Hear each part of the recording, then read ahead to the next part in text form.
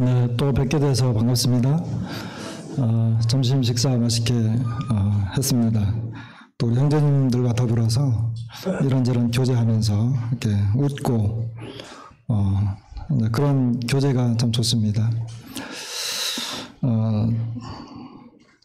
하루에 2시간씩 말씀을 전하는 것은 저에게는 기적입니다. 오늘 기적이 일어나고 있는데 뭐 이렇게 많이 졸리실 거예요. 오전에는 아마 이게 좀 신기해서 많이 쳐다봐 주셨죠? 제주도 사람이니까. 그런데 오후에는 제가 사실 이 말씀 주제에 한 일주일 정도 준비를 많이 하긴 했어요. 그런데 저희가 요즘 그 사도행전을 공부하고 있거든요. 사도행전 7장까지 공부했는데 사도행전 말씀을 보다가 보니까 좀 이렇게 제 나름대로 생각하는 바가 있어서 준비를 제법 하긴 했는데 막상 해놓고 후회하는 거 있죠. 그리고 여기 이제 서대문 교회 하면 사실 제가 여기 아까 사회 보신 우리 이상태 형제님 제가 참 좋아하고 존경하는 형제님인데 기라성 같은 형제님들이 많이 계시는데 사도행전 내용 다 아는 내용이고 또 공부하다가 생각이 나서 이런 교제하면 좋겠다라고 생각을 했기 때문에 이게 성경 공부식이 또 되거든요. 그러면 이건 2번째 시간인데 이건 백발백중이다. 이제 분명히 졸리실 거고 재미없을 거고 이해해 주시기 바랍니다. 75년도의 이야기 지금까지 이렇게 쭉 이야기했는데 제주도가 이제 그렇게 어려운 도시이고 이런 그 섬이고 그러니까 이제 참 그 속으로 많이 안쓰러우셨죠. 정말 어려웠죠. 어렸을 때 제가 고등학교 다닐 때까지 이제 쌀밥을 제대로 구경을 못했을 정도니까 너무 가난하고 그렇게들 이제 힘들게들 살았어요. 너무너무 가난하고 먹을 게 없어가지고 저희는 이제 바로 눈 뜨면 바로 바닷가가 앞에 보이니까 하도 먹을 게 없어서 바다로 가요. 오늘은 먹을 것도 없는데 가서 이제 바다나 가보자 해서 가거든요. 거기 가서 이제 해삼을 잡아서 먹고 또 먹을 게 없으니까 또 전복 따서 먹고 또 더 배고프면 이제 문어 잡아먹고 낙지 잡아먹고 그렇게 먹을 것 없이 살았어요. 먹을 거 없으면 이제 그렇게 나가가지고 이제 그런 거 먹고 살았습니다. 요즘은 그런 게 부럽죠.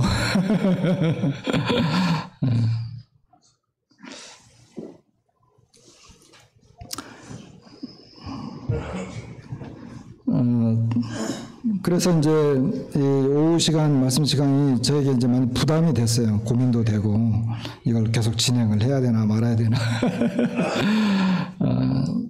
그랬는데 갑자기 이제 또 이제 형제님이 이렇게 찬양하고 그런 시간에 몇 가지 생각이 좀 떠올랐어요. 김호정 형제님 소찬하시기 이제 전에 이제 투병 중에 계실 때 경상도 지역에 있는 그 장로 형제님들이 한번 오셨어요. 이제 병문안차. 그래서 숙소에 이제 김호정 형제님하고 저하고 가서 둘러 앉아서 교제를 하는데 어떤 형제님이 그런 질문을 했어요. 김 형제님, 제주도에 오셔서 많은 일들을 하셨죠? 혹시 많은 일들을 하셨는데 했던 일들 중에 혹시 기억에 남는 것들이 있으면 말씀해 보세요. 이렇게 했더니 김호정 형제님 하시는 말씀이 그래요. 참 많은 일들을 했습니다. 참 많은 일들을 했고 또 많은 경험들을 겪고 그렇게 했습니다. 그런데 많은 일들을 했는데 잘 못한 일이 참 많습니다. 그렇게 이제 대답을 하셨어요. 그게 이제 제 마음에 계속 기억에 남아요. 그 내용이. 그래 우리가 참 제주도에서 많은 일들을 했지. 뭐 구원의 역사도 일어났고 이 척박한 섬에서 견디기도 잘 견뎠고 많은 일들을 했는데 잘못한 일이 참 많습니다. 그렇게 이제 대답을 했어요. 우리의 삶이 그렇습니다. 우리의 삶이. 우리는 이제 주님 앞에 살아가면서 이제 잘하려고 하죠. 그리고 많은 일들을 해야지 이제 좋은 거라고 생각을 보통 하죠. 그리고 이제 기대도 많이 하고. 근데 저 자신도 그래요. 저 자신도 일을 많이 하고 싶고 하고 있는 것 같은데 돌아보면 잘못한 일이 참 많다는 거죠. 그래서 그런 그 교제를 하고 난 다음에 지금도 그렇지만 늘 제 마음에 이제 그것이 저 스스로를 좀 겸손하게 만드는 것이기도 합니다. 그래서 내가 무엇을 하기는 하지만 그것이 과연 잘한 거냐라고 하는 것을 다시 되물어보는 이제 그런 시간들을 좀 갖는 것입니다. 그래서 사도문 교회는 모범이 되고 또 좋은 교회인데 그리고 아름다운 그 모습을 간직하고 있는데 물론 주님 앞에 칭찬이 되고 또 저희들에게도 이렇게 그 교훈이 되고 본이 되는 그와 같은 그 모임인데 늘 그렇지만 우리가 갖고 있는 마음은 또 이렇게 겸손한 자세. 내가 주님 앞에 살아가면서 내가 많은 경험들을 겪지만 나는 잘하고 있나 아니면 잘못한 일들도 많이 있지는 않은가 이런 그 겸손한 자세를 또 배우게 됩니다.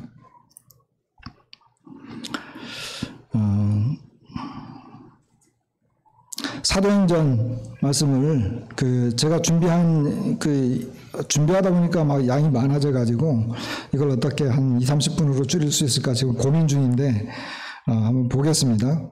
사도행전 1장입니다.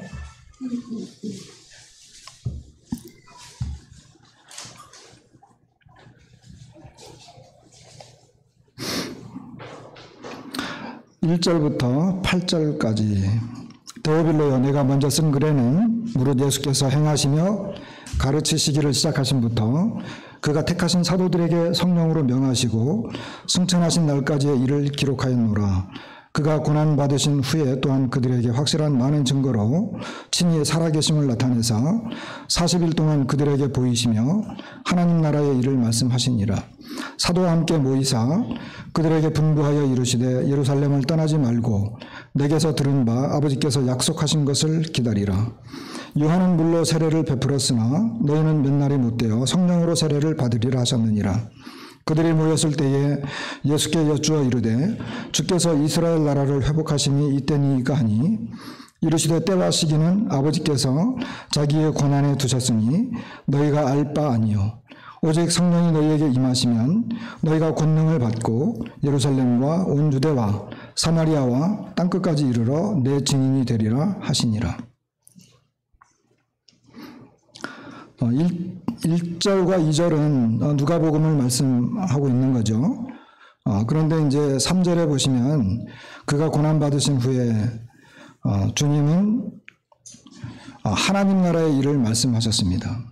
그리고 아버지께서 약속하신 것을 기다리라고 했고 그것이 곧 성령이 오실 것을 말씀하십니다. 그리고 성령이 오면 땅끝까지 이르러서 내 증인이 될 것이다. 이렇게 말씀을 하셨습니다. 그래서 주님의 행적 중에 특별히 주님이 부활하시고 나서 한 40일 동안 제자들과 함께 지내셨는데 그 40일 동안에 핵심 주제가 하나님 나라였습니다. 하나님 나라의 일을 말씀을 하셨습니다. 하나님 나라 하면 보통 이제 우리가 어떤 생각이 듭니까? 하나님 나라 하면 뭐 우리가 이제 하나님 나라를 공부할 때 보통 교회에서 그렇게 하잖아요. 하나님 나라니까, 국가니까 뭐 이렇게 영토가 있어야 되고, 그리고 백성들이 있어야 되고, 그리고 뭐 주권이 있어야 되고, 이런 그 교과서적인 내용을 또 공부하죠.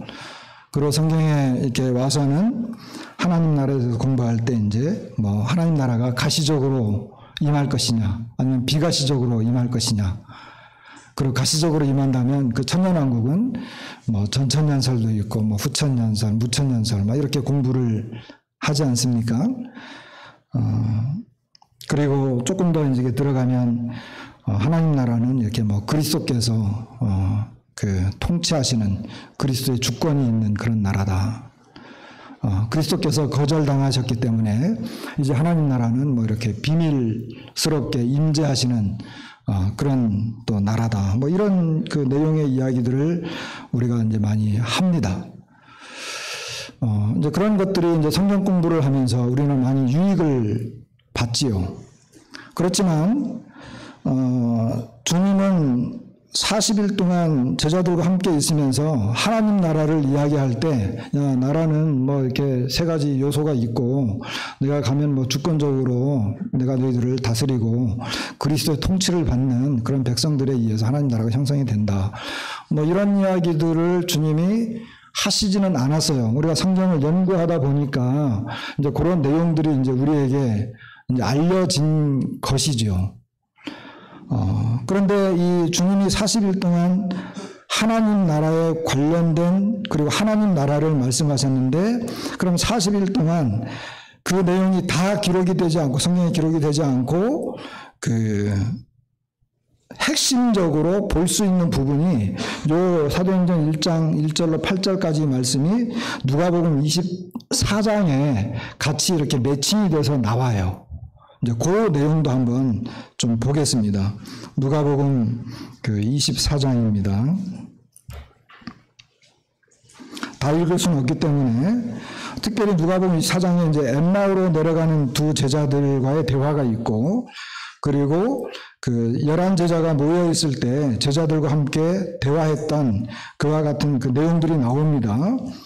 그래서 누가복음 24장 25절에 보면 이르시되 미련하고 선지자들이 말한 모든 것을 마음에 더디 묻는 자들이여 그리스도가 이런 고난을 받고 자기 영광에 들어가야 할 것이 아니냐 하시고 이에 모세와 모든 선지자의 글로 시작하여 모든 성경에 쓴 바 자기에 관한 것을 자세히 설명하시니라. 44절부터는 또 이르시되 내가 너희와 함께 있을 때에 너희에게 말한 바 곧 모세의 율법과 선지자의 글과 시편에 나를 가리켜 기록된 모든 것이 이루어져야 하리라. 46절에 또 이르시되 이같이 그리스도가 고난을 받고 제3일에 죽은 자 가운데서 살아날 것과 또 그의 이름으로 죄사함을 받게 하는 회개가 예루살렘에서 시작하여 모든 족속에게 전파될 것이 기록되었으니 너희는 이 모든 일의 증인이라. 볼지어다 내가 내 아버지께서 약속하신 것을 너희에게 보내리니 너희는 위로부터 능력으로 입혀질 때까지 이 성에 머물라 하시니라. 그러니까 이 누가는 이 내용들을 기록을 하면서 예수님께서 40일 동안 하나님 나라의 일을 말씀하셨는데 하나님 나라를 말씀하셨습니다. 그런데 그 핵심적인 부분들이 여기에 나오는 것 같아요. 사도행전 1장 8절까지 그 다음에 누가복음 24장에 그 내용들이 뭐냐 하면은 하나님의 이 모든 성경, 모세의 율법과 그리고 선지자의 글과 시편에 나를 가리켜 기록된 그 모든 것이 바로 나의 그 그리스도께서 고난을 받고 부활하실 것이다. 살아나실 것이다. 그리고 모든 족속이 회개해서 죄사함을 받는 것이 기록이 되었다. 이와 같은 내용을 말씀을 하신 것이고 그 다음에 죄사함을 받게 하는 회개가 기록되었다 그랬죠. 그 다음에는 하나님의 약속하신 그 약속의 성령이 임할 것이다. 그리고 너희들은 나의 증인이 될 것이다. 이런 내용들을 주님이 제자들과 함께 이야기했습니다. 그러니까 누가는 교과서적인 이야기들을 이렇게 쭉 우리가 이제 나라에 대해서 공부할 때 그런 식으로 했다기보다는, 그리고 주님이 그들과 함께 제자들과 함께 모여서 교제할 동안에 주님은 성경에 기록된 모든 것들이 바로 나에 관해서 기록한 거다. 그리고 그 내용을 통해서 사람들이 회개하게 되고 죄사함을 받게 된다. 그리고 성령이 오셔서 능력이 더해질 것이다. 그리고 그 능력이 더해진 다음에 너희들은 증인이 된다. 이것이 누가가 사도행전을 기록하면서 사도행전 속에 깊이 이렇게 전반에 걸쳐서 깊이 내려진 하나님 나라의 특징들이 그곳에 있다는 거죠. 그러니까 사도행전을 우리가 누가복음 이 말미와 이 사도행전 전체를 볼 때 그 40일간의 행적 동안 주님이 하나님 나라를 말씀하셨는데 그 내용들이 쭉쭉쭉쭉 기록이 되었고, 누가는 기록된 모든 여정들을 자기가 목격했고 보았던 그리고 들었던 모든 여건들을 이렇게 쭉 기록하면서 사도행전 전체 속에 하나님 나라의 모습이 거기에 이제 들어 있다는 거죠. 우리처럼 이렇게 성경 공부하면서 교과서적으로 이야기하지 않았습니다. 마치 이것은 뭐와 같으냐 하면, 오늘 우리가 이제 성찬 떡을 뗐잖아요. 근데 우리가 이제 떡에 대해서 이렇게 교과서 성경을 통해서 공부할 수도 있고 잔에 대해서 공부할 수도 있어요. 그러나 이제 그렇게 공부하는 것, 그 떡의 의미가 무엇이고 잔의 의미가 무엇이다라고 가르치고 그것을 아는 것은 굉장히 중요하지만 실제로 떡이 떼어지고 잔이 돌아가면서 성도들에 의해서 이렇게 나누어지고 그것이 실행되어졌다라고 하는 것은 또 다른 내용이다라고 하는 것입니다.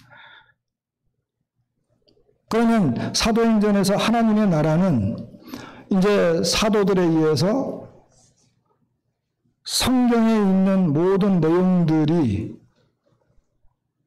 예수 그리스도를 이야기하는 것이고, 특별히 주님이 죽으신 것과 다시 살아나신 것을 말하고 있다. 그리고 그 내용을 통해서 회개가 일어나고 죄사함이 일어난다. 그리고 성령님이 오셨기 때문에 그 성령의 능력의 역사들이 계속해서 제자들을 통해서 일어났다. 그리고 제자들은 결국 땅끝까지 증인이 되었다라고 하는 것이 실제적으로 일어난 것을 말하죠. 그러면 이것을 교훈을 받아서 우리가 살아가고 있는 지금 시대, 이 시대에 우리는 그러면 하나님 나라를 어떻게 형성하고 이것을 이루어가고 있는가? 그러면 우리는 물론 교회에서 이제 많이들 우리가 이제 하고 있습니다. 아주 잘하는 거죠. 당연한 것이고, 뭐냐면 성경을 열어서 그리스도에 관한 것을 우리는 가르칩니다. 그리고 우리 주님이 죽으시고 다시 살아나신 것을 이야기합니다. 특별히 그 내용이 굉장히 핵심적이죠. 주님의 죽으심, 부활하심. 예수는 우리 범죄함을 위하여 내어줌이 되고 또한 우리를 의롭다 하시기 위하여 살아나셨다라고 하는 이 말씀이 이제 있는 거죠. 이 내용을 생각해 볼 때 특별히 사도행전 1장에서는 주님이 고난받으시고 다시 살아나신 이후에 하나님 나라를 말씀하셨거든요. 그렇기 때문에 이 내용은 굉장히 중요하고, 누가복음에서는 주님이 고난받으시고 다시 살아난 그 사건들, 그것이 다 기록되어졌는데 그것이 바로 나에 대해서 기록한 것이다 라고 하는 것입니다. 우리 주님은 죽으셨다가 살아났습니다.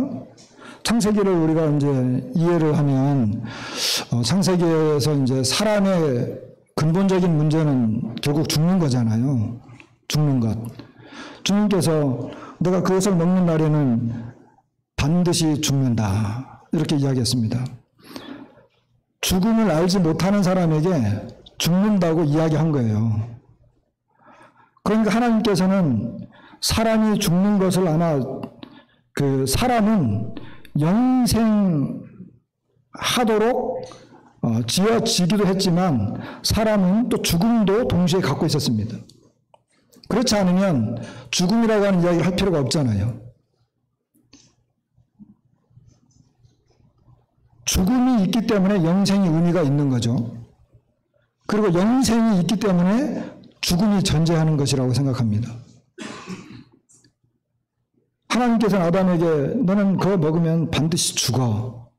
이렇게 할 때 아담은 죽음을 몰랐습니다. 그런데 결국 그는 죽게 되었습니다. 이것이 인간에게 임한 결과적인 거죠. 결과죠.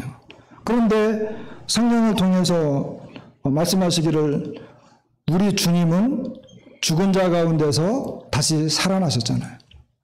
우리 주님께서 인간의 가장 근본적이고 핵심적인 이 문제를 주님이 이기셨습니다. 주님은 죽음의 이 사망의 권세가 주님을 잡아둘 수 없었습니다. 죽음이 주님을 붙잡아둘 수가 없었습니다. 오직 주님만 다시 살아나셨습니다.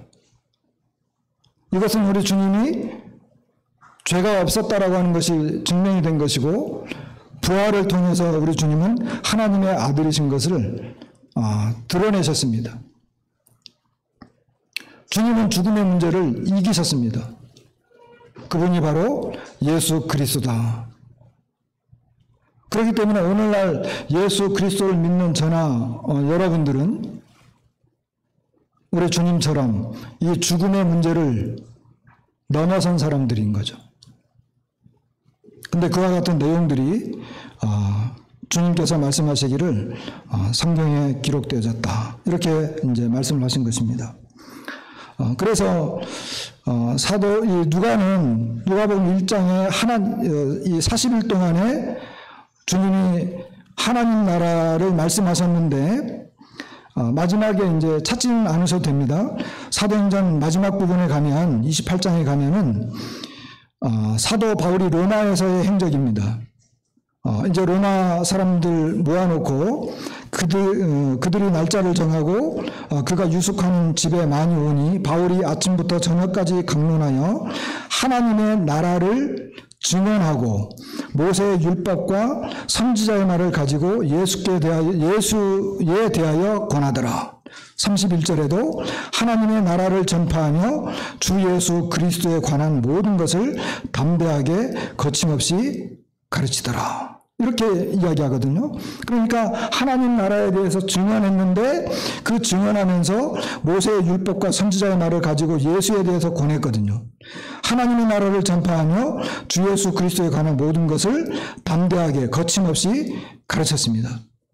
이것은 아까 우리가 읽었던 누가복음에서 선지자들이 말한 모든 것, 그리고 모세의 모든 선지자의 글로 시작하여 모든 성경에 쓴 바 자기에 관한 것, 모세의 율법과 선지자의 글과 시편의 나를 가리켜 기록된 모든 것, 그런 것처럼 그리스도가 고난을 받고 살아날 것, 그것이 바로 하나님 나라를 이야기할 때 필수적으로 이야기했다라고 하는 거죠.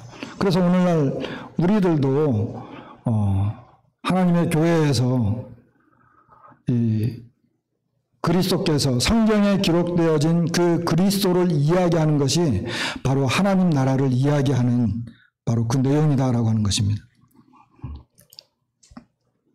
두 번째는 죄사함을 받는 회개가 있다라고 하는 것이었죠.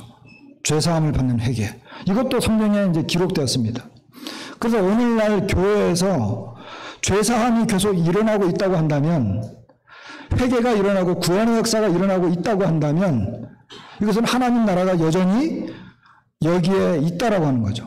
하나님 나라의 특징이 지금 여기에서 드러나고 있다는 거죠. 하나님 나라에 대해서 그리스도가 통치한다, 우리는 그 주권에 굴복해야 된다, 이렇게 비밀리에 임재해서 하나님 나라는 지금 비밀스럽게 존재하고 있다, 이런 내용을 아는 것도 중요하지만 그것이 우리에게 큰 어떤 그 역사를 일으키는 그런 내용은 별로 안 되는 것 같아요.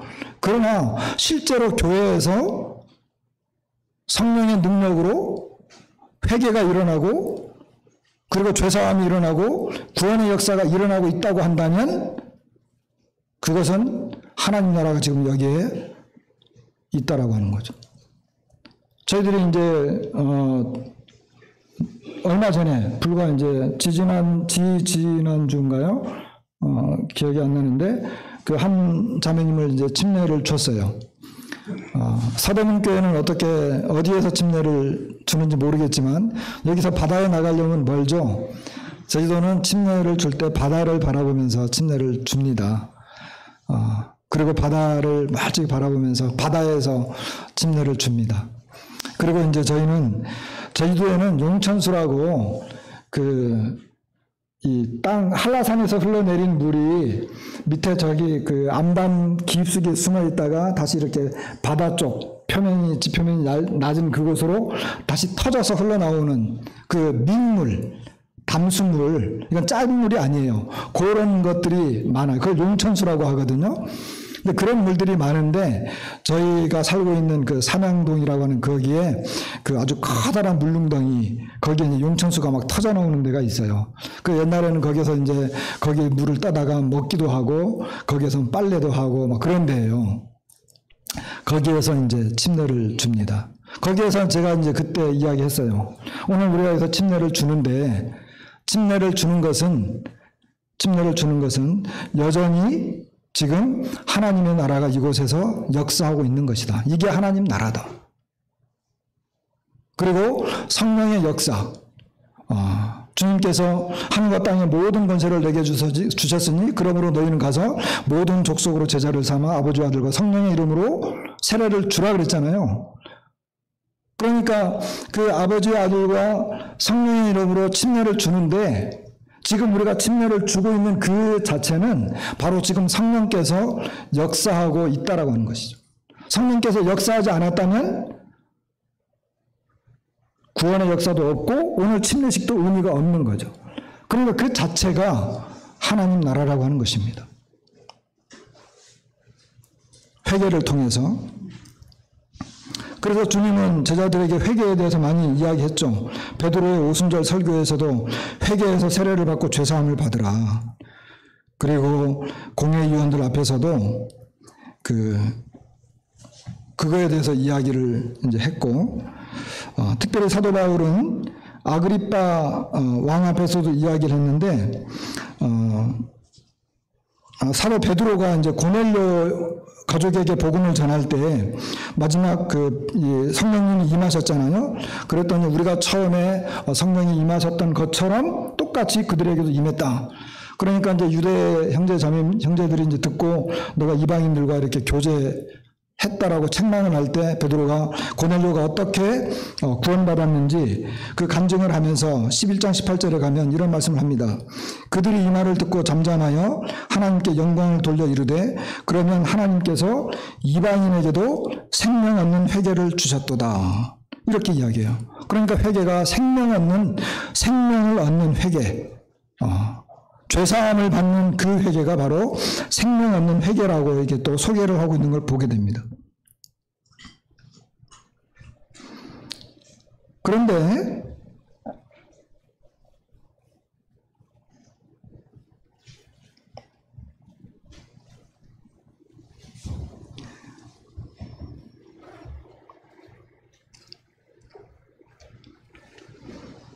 베드로의 그 오순절 설교에서 아까 읽어드렸는데 너희가 회개하여 각각 예수 그리스도의 이름으로 세례를 받고 죄사함을 받으라.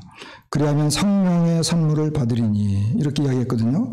근데 40절 보니까 또 여러 말로 확증하며 권하여 이르되 너희가 이 패역한 세대에서 구원을 받으라. 하니 그 말을 받는 사람들은 세례를 받았다. 이렇게 기록이 되어졌습니다. 그러니까 회개하고 세례를 받고 죄사함을 받는 그리고 성령의 선물을 받는 이것이 나중에는 구원을 받으라라고 하는 말로 이렇게 다시 더 설명이 돼요. 그러니까 회개를 통해서 죄사함이 일어나고 그리고 성령을 받는 그 역사가 바로 구원이라고 하는 것입니다. 우리가 보통 구원받았다 그럴 때 이 구원의 내용이 이제 이 회개가 일어나죠. 회개를 통해서 이 죄 사함의 문제가 나오고 그리고 성령을 선물로 받는 이 내용들이 바로 구원이다. 이렇게 이야기하고 있고, 중요한 것은 이것이 구원이다라고 하는 것을 그가 이야기했는데 그때 3,000명이나 되는 사람들이 세례를 받고 구원받았습니다. 그러니까 거기에 하나님 나라가 이렇게 이루어지는 것입니다. 그게 실은 더 중요한 거죠. 그러니까 무엇보다도 중요한 것은 교회 가운데서 복음이 전해지고 회개가 일어나고 침례를 받는 사건들이 계속해서 이 교회에서 드러나고 있다고 한다면 바로 그것이 하나님 나라다라고 하는 거죠.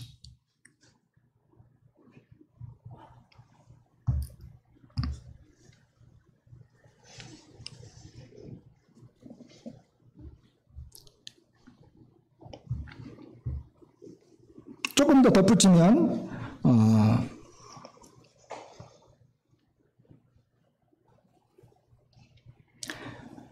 누가복음 24장 47절에는 그의 이름으로 죄 사함을 받게 하는 회개, 그러니까 그의 이름으로 죄 사함을 받게 하는 회개, 그러니까 예루살렘에서 시작하여 모든 족속에게 전파될 것이다, 이렇게 말씀을 했고, 5장 31절에는 이스라엘에게 회개함과 죄 사함을 주시려고 이렇게 이야기를 해요.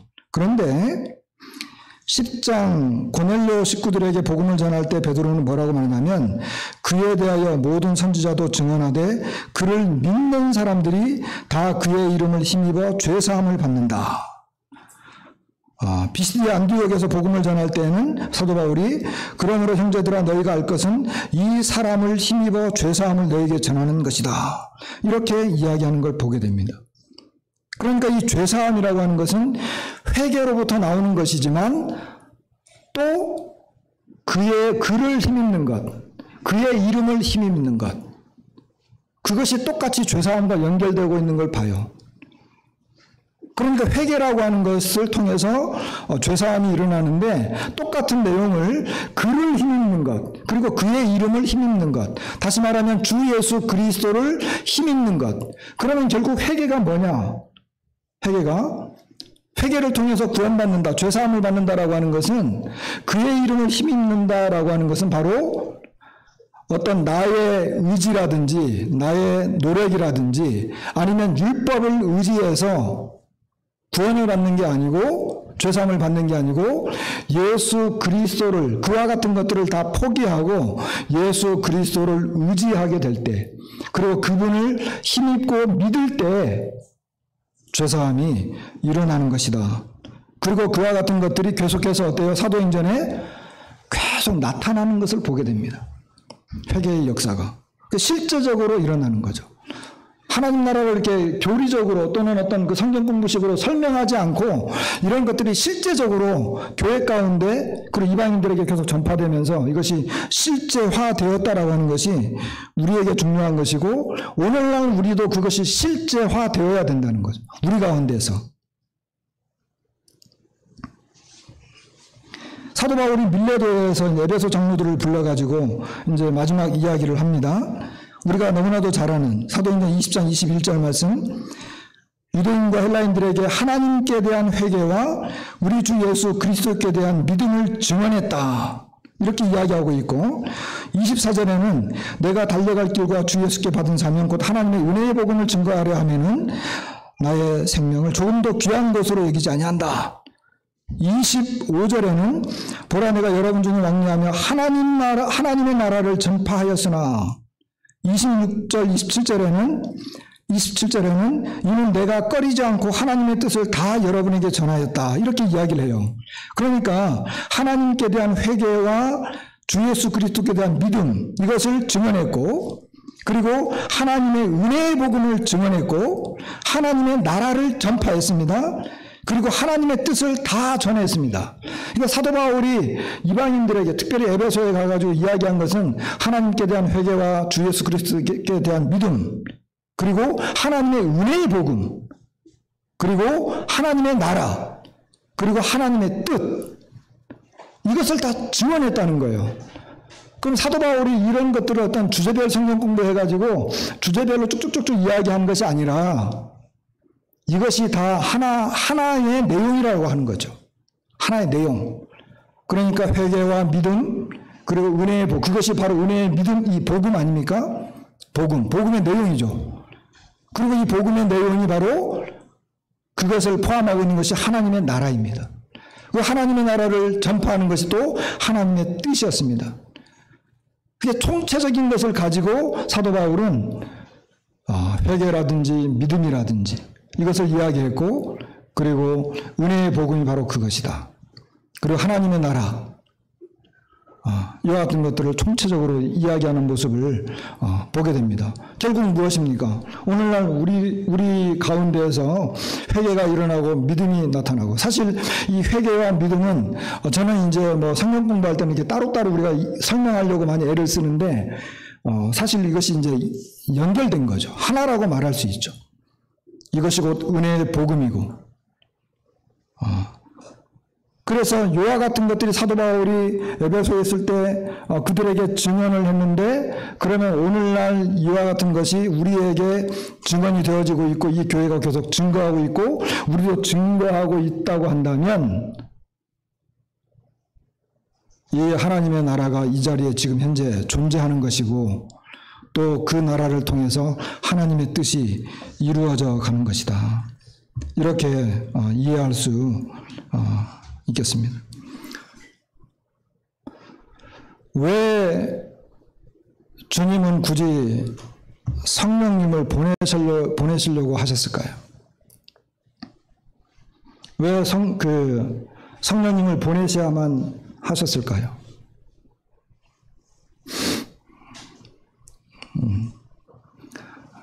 이제 지루하시죠? 원래 이 성경 말씀을 펼쳐서 이야기하는 그 자체는 지루합니다. 아까 이제 우리 식사할 때 우리 송영재님 같으신데, 제주도 말을 제주 사람들끼리 말하니까 도저히 알아먹을 수가 없다는 거예요. 여러분, 한국어가 있고 제주어가 있다고 하는 거 아십니까? 저는 지금 한국어를 말하고 있습니까? 제주어를 말하고 있습니까? 한국어죠. 그러니까 이제 다 이제 알아들으시잖아요. 아까 이제 한참 웃었는데, 예배 시간에 우리 어떤 형제님이 예배 중에 이렇게 감사를 드리는데 영어로 말씀하시고 어떠고 저떠고 막 이렇게 하셔요. 그래서 저 형제님이 영어로 이렇게 막 말씀하시고 그러는 건가? 나중에 뒤 이야기를 더 들었더니 영어로가 아니고 영으로였어요. 영으로. 저희 자매는 경상도 사람이거든요. 우리 자매가 못하는 과목이 있어요. 제일 못하는 과목. 그게 바로 음악입니다. 음악. 근데 우리 자매는 음악을 못하고 어막을 해요. 어막. 그런데 제주어가 따로 있어요. 제주어. 그래서 학교에서, 제주에서는 제주어를 따로 가르쳐요. 그리고 이 방송 있잖아요. MBC나 이런 데에서 제주어 시간이 따로 나와요. 신기하죠? 조심하세요. 좀 있으면 제주도가 독립할지도 몰라요. 그래서 제주어가 이게 국제적으로 사라지는 언어 중에 하나라고 해가지고 이제 제주어를 보존하자 이렇게 해가지고 제주어를 많이 하는데, 제가 지금부터 제주어를 할 테니까 한번 들어보세요. 얼마나 여러분들이 이해할 수 있는지. 제가 이제 제주도에서 서울로 오려고 하니까 교통편들을 많이 이용하게 되잖아요. 그래서 이제 비행기를 탈 때부터 대맹이도 아프고, 야객이도 아프고, 둑지도 아프고, 적갱이도 힘들고, 경화당분한 양지가 돌그레하니 두 눈에서 뻔히 다 알아지켜. 대맹이형, 야객이형, 둑지형, 적갱이형, 양지형, 아시겠어요? 이 중에서 나는 하나는 알겠다. 하나는 알겠다. 하나는 알겠다. 예?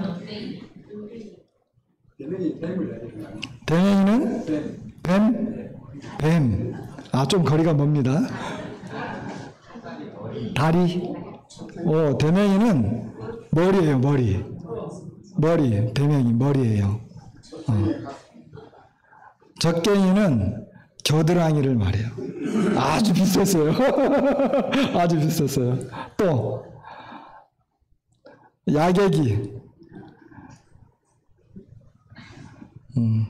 가거들랑 혼자 없어에만 알지 마시고 모르겠죠? 전혀 모르겠죠? 야객이는 목을 말합니다. 목. 둑지는 어깨를 말합니다. 둑지. 양지는 어쩌면 알지도 몰라요. 양지는 이 볼을 말합니다. 볼. 제주어입니다. 제주어. 진짜 다른 나라 말이죠. 제주어. 그래서 제가 제주도에서 서울까지 우리 형제님, 자매님들, 형제님 초청으로 이렇게 오려고 하니까 대맹이도 아프고 야객이도 아프고 뚝지양적갱이요. 양지가 그냥 뭘 그래야 하니 뻘겋게 될 정도로 그렇게 힘들게 왔습니다. 라고 하는 그런 이야기를 했고, 가거들랑 혼자 없어라고 하는 것은 노래에 나오는 말이죠. 가거들랑 혼자 없어, 이 말은 가시게 되면 혼자 오세요 라는 의미가 아니고 빨리 오세요. 가시면 혼자 없어, 빨리 없어, 잭이 없어, 혼자 없어, 잭이 없어. 같은 말이에요. 같은 말. 이런 이야기 해야지 재밌죠. 사람은 나면 서울로 보내고 말은 나면 제주로 보낸다. 그래서 제주에서 말 한 마리가 올라와서 지금 말하고 있습니다.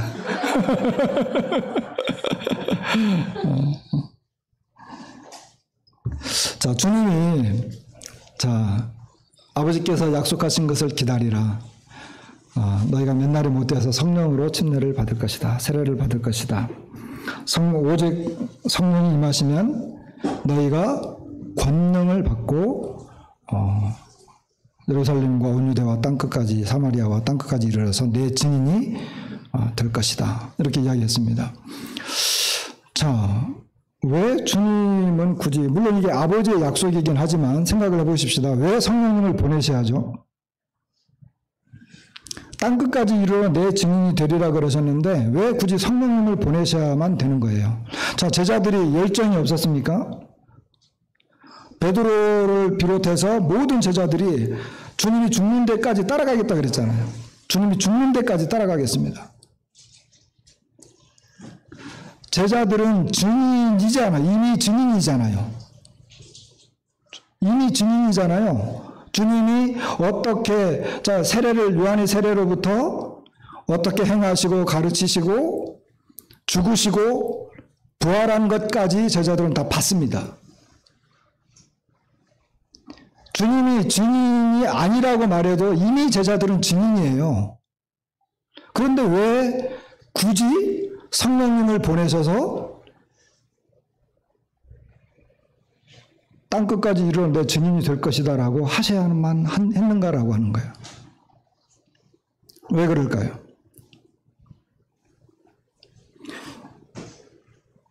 아까 이제 우리는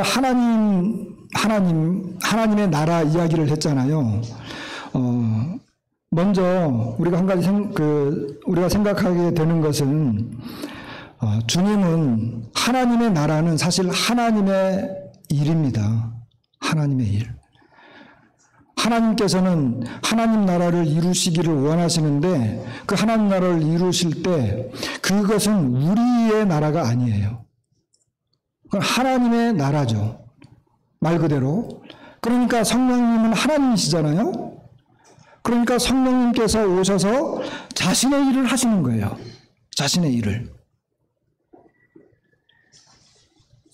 우리 주님께서 이 성령의 능력으로 막 귀신을 쫓아냈어요. 그러니까 이 바리새인과 이런 사람들이 뭐라 그랬어요? 귀신의 왕 바알세불을 힘입어서 하고 있다. 이렇게 이야기하잖아요. 근데 그때 주님이 이렇게 말씀하세요. 누가복음에는 내가 하나님을 힘입어 귀신을 쫓아내는 것이라면 이미 하나님의 나라가 너희 가운데 임했다. 이렇게 말씀하세요. 그런데 마태는 요 내용을 약간 바꿔요. 내가 성령을 힘입어 귀신을 쫓아낸 거라면 이미 하나님의 나라가 너희 가운데 임했다. 이렇게 말씀을 하세요. 그러니까 누가는 하나님이라고 이야기했고 마태는 성령이라고 말했어요.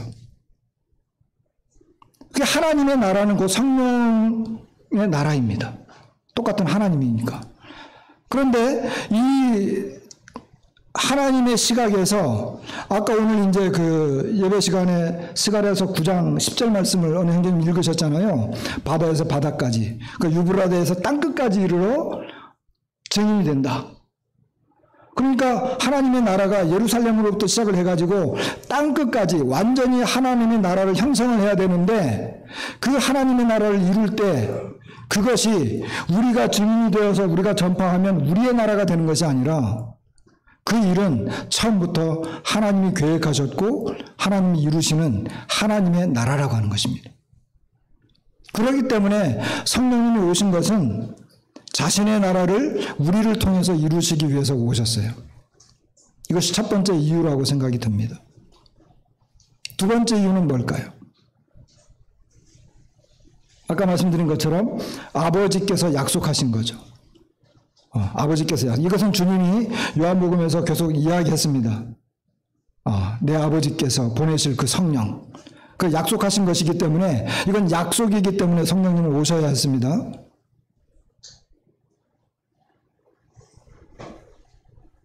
그리고 성령님이 또 오셔야 되는 이유는 뭐죠? 우리가 여기 본문에서 우리가 볼 수 있는 그 내용은 성령님은 우리에게 능력을 주시기 위해서.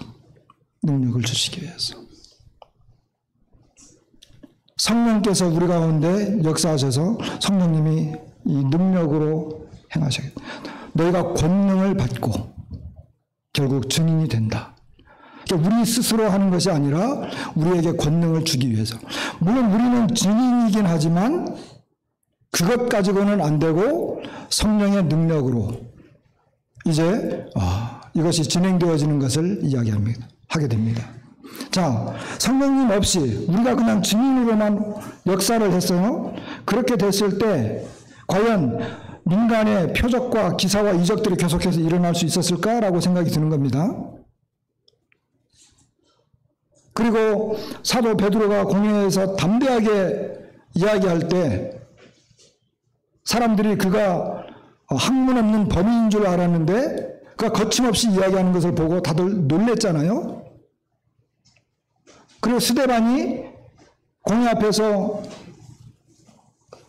이야기할 때에도 거기에 보면 성령과 지혜가 충만하여, 그리고 스데반이 이렇게 헬라 지역에서 온 그 사람들하고 교제할 때도 성령과 지혜로 이야기했기 때문에 아무도 그를 대적할 수 없었다라고 하는 것입니다. 그러니까 성령께서 오셔서 제자들에게 능력을 더하시는데 그 능력을 통해서 여러 가지 정말 거부할 수 없는 기사와 이적들을 통해서 이것이 예수 그리스도를 믿는데 그 역할을 하게 했고, 그리고 제자들이 성령의 그 지혜로 이야기했습니다. 그것은 아마 하나님께서 이 사도들에게 계시하시고 보여주시는 말씀이었습니다. 이와 같은 것들이 성령에 의해서 이루어졌죠. 그러니까 사도 바울이 복음을 전할 때 무엇이라고 이야기했습니까?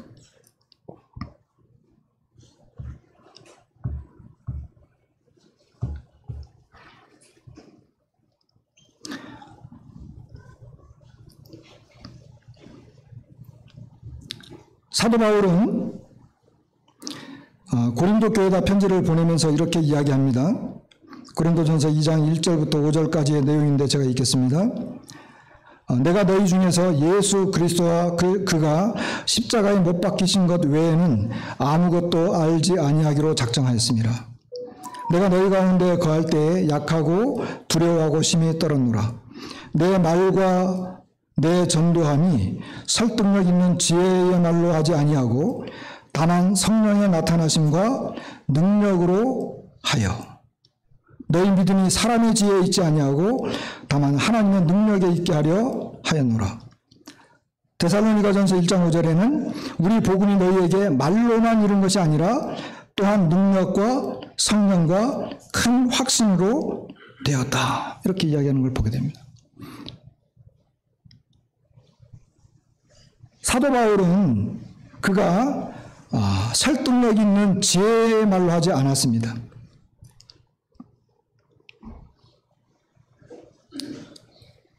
사람의 아름다운 말로 하지 않았습니다. 말로만 하지 않았습니다.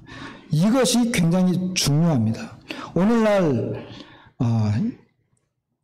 저도 이렇게 말씀을 전하는 그런 입장에 있지만 오늘날 많은 경우에 이 교회 가운데서도 이 철학, 인문학 그리고 다른 사람들보다 더 많은 지식을 가지고 그 지식을 다른 사람들에게 전달해야 되고 그 많은 지식들을 전달했을 때 듣는 사람들이 그 지식에 이렇게 감동되는 그런 것을 많이 고민해요. 오늘날 교회에서도. 근데 사도 바울은 십자가와 그가 십자가의 예수 그리스도와 그가 십자가에 못 박힌 것 그리고 성령의 능력만 의지했습니다. 그것이 결국 사람들을 변화시켰습니다. 설득력 있는 지혜의 말, 사람의 아름다운 말 할 수 있었지만 하지 않았습니다. 왜? 우리의 믿음이 사람의 지혜에 있지 않도록 하기 위해서. 그럼 무엇으로 했느냐? 성령의 지혜로, 성령의 능력으로. 결국 우리가 오늘날 구원의 역사, 오늘날 사람들의 믿음이 어디에 있느냐? 내가 갖고 있는 이 믿음이 어디에 있느냐? 내가 갖고 있는 이 믿음의 근거는 무엇을 근거로 하고 있는가? 그래서 교회에서 이 성령의 능력이 드러나고 예수 그리스도와 그가 십자가에 못 박힌 이 놀라운 이 복음이 증거되어질 때 성령이 함께 하셔야만 구원의 역사가 일어난다고 하는 거죠. 그리고 성령께서 역사하셔야만 사람들이 깨달을 수 있다라고 하는 것입니다.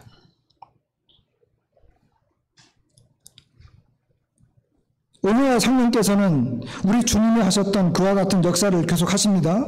누가복음 24장에서 엠마오로 내려가던 제자들 뭐라고 말을 했느냐 하면 그들이 나중에 이야기할 때 그들이 서로 말하되 길에서 우리에게 말씀하시고 우리에게 성경을 풀어주실 때에 우리 속에서 마음이 뜨겁지 아니하더냐. 44절에 또 이르시되 내가 너희와 함께 있을 때에 너희에게 말한 바 곧 모세의 율법과 선지자의 글과 시편에 나를 가리켜 기록된 모든 것이 이루어져야 하리라 한 말이 이것이라 하시고 이에 그들의 마음을 열어 성령을 깨닫게 하시고 그랬잖아요. 주님이 제자들에게 엠마오로 내려가던 제자들에게 어떻게 그들의 마음이 뜨거워졌습니다. 그들이 감동을 받았습니다. 그리고 그들의 마음이 열렸습니다. 주님이 하셨어요. 주님이 성경을 풀어주실 때 성경을 이렇게 이해하도록 설명해 주셨을 때 그런데 놀라운 것은 오늘날 이 일을 하는 분이 누구냐는 거예요. 지금 이 자리에서 또는 우리가 이제 모임을 이루어서 할 때 이런 일을 하는 분이 누구냐는 거야. 여전히 성령님이 우리의 마음을 감동시키죠. 우리가 복음을 전할 때 마음을 감동시키십니다. 우리가 성경을 열어서 하나님 말씀을 제시하게 될 때 그분이 바로 우리들의 마음을 열어서 성경을 깨닫게 해주시는 거죠. 주님이 하셨고 또 지금 오늘날에 여전히 성령님이 하고 계십니다.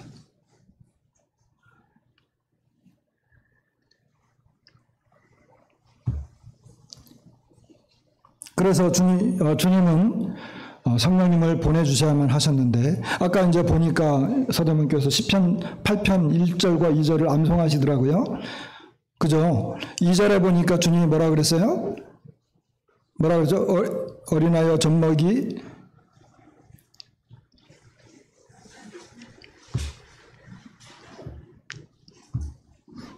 암송하셨는데 금방 까먹으셨죠?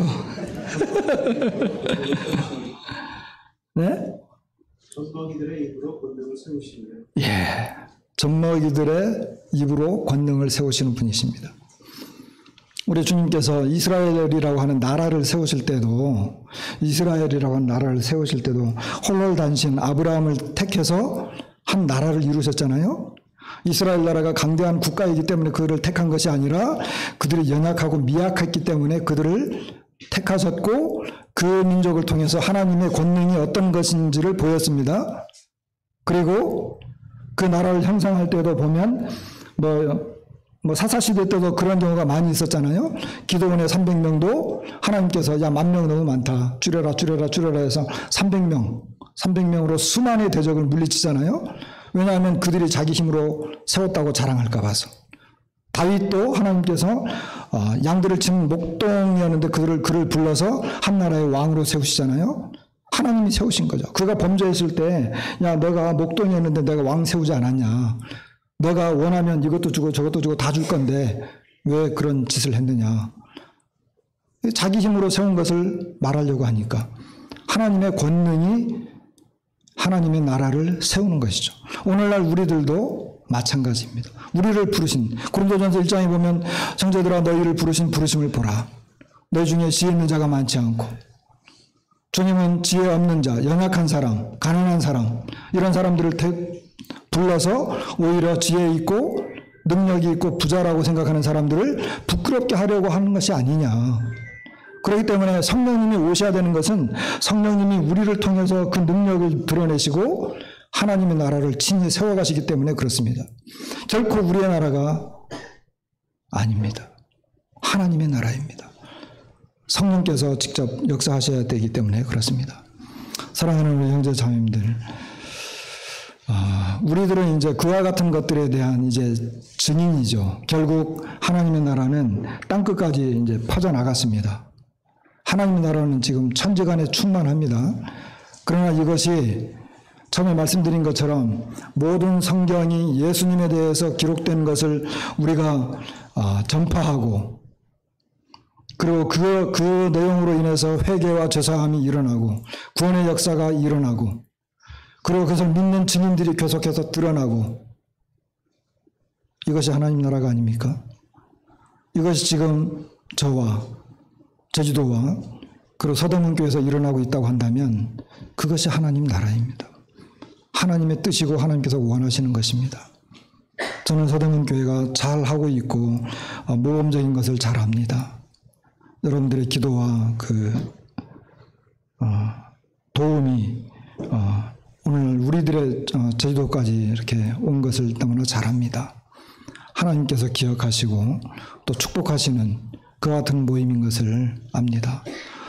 이와 같은 것들이 다만 우리의 어떤 지식 속에서 어떤 교리적인 것을 배워서 안달하게 하는 것보다는 우리의 실제 모습 속에서 이것이 그냥 그대로 실천되어져 그냥 저절로 되어져 간다고 한다면 한라산에 대해서 저보다 여러분들이 더 잘 알아요.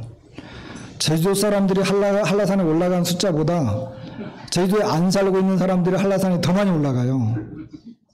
근데 우리는 한라산을 누려요. 이런 거예요. 이런 것. 실제화된 것. 그것이 중요하다라고 이렇게 여겨집니다. 어쨌든 이번에 형제 자매들을 뵙게 되고 제가 50년 만에 왔거든요. 50년 후에 다시 오겠습니다. 그때 다시 한번 불러주세요. 아무쪼록 건강하시고 주님 앞에서 정말 귀한 모임을 이루셔서 정말 축복받는 그 같은 모임이 되기를 참 기도합니다. 감사합니다.